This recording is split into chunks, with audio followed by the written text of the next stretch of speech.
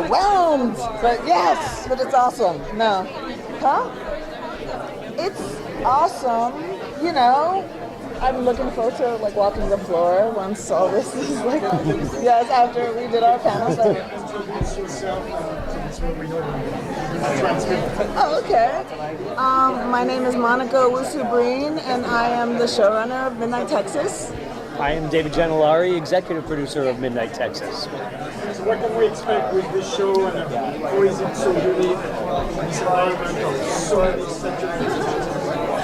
Well, one of the things that I love about the world Charlaine Harris wrote about in her book Trilogy is it's this metaphor of people who are different, who have fought, who have been rejected by society, who people don't accept, who've come together in this remote town in Texas and have created a community and a family. So I think it has all the fun and supernatural crazy that we can expect from a world of Charlaine Harris, but it also has this like kind of gentle heart to it and a lovely metaphor of diversity and difference making us better when we work together as opposed to like having us apart. So I think it's a really fun show with a really gentle heart. So that's how I describe it. Is there anything you discuss about since it's another property of Charlaine Harris? I mean, yes, but I also have to acknowledge it's not True Blood, and True Blood is still out there for people to love and watch.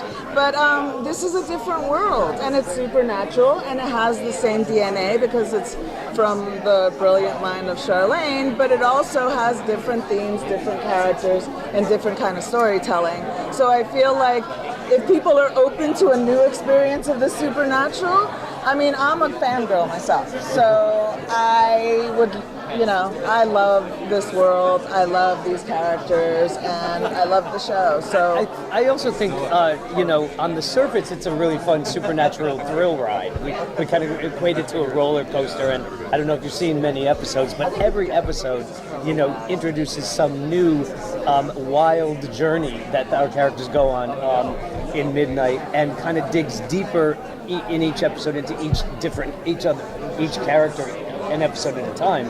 But True Blood is a wonderful show and a wonderful bar, but what's great about this show is the characters are so distinct. From the minute that we read the trilogy, we both fell in love with the characters first and foremost, because they, even though they're supernatural, a lot of them, they feel human. They felt really kind of emotionally connecting to each other and we hope to the audience.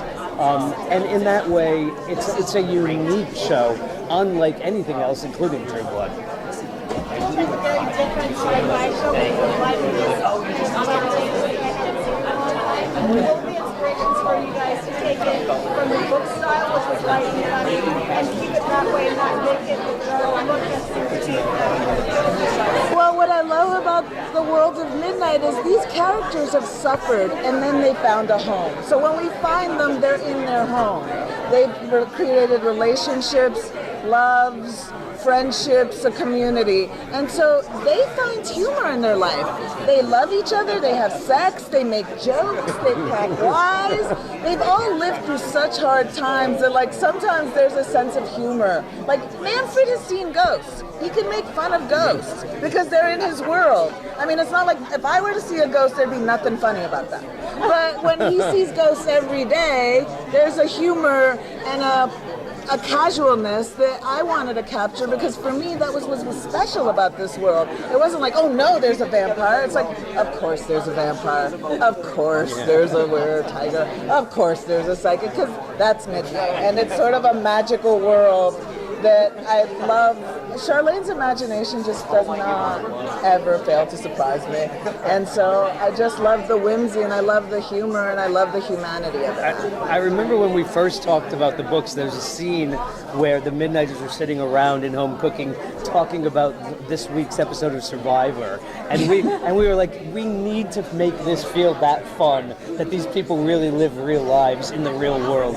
And maintaining that sense of humor is, I think, what will really separate this from all the others. Do you think there's a political climate of more people in the stage and trying to find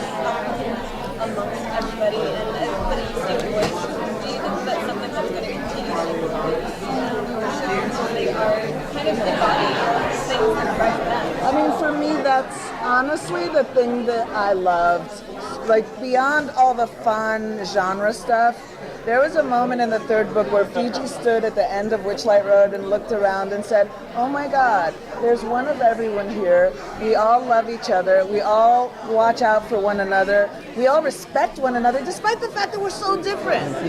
And we can live together. And honestly, like, being in Midnight, considering all the turmoil and anger that you see just permeating our society, it was a joy and it was aspirational. And that, I mean, for me, for the cast, I feel like for all of us, it was really powerful to be in Midnight for a lot of last year. And so, yes, it will continue, and it's basically the theme of the show, that despite all those differences, we'll be okay. The tagline that the marketing group came up with, only outsiders fit in, we embraced that immediately. That's kind of, we all feel like we're Midnighters in some way, shape, or form. And so we kind of, we grew to love this town as we shot the series. Thank you so much. Thank you. You know, there's one, there's a reprinted issue with our cast on the cover. We should get you one.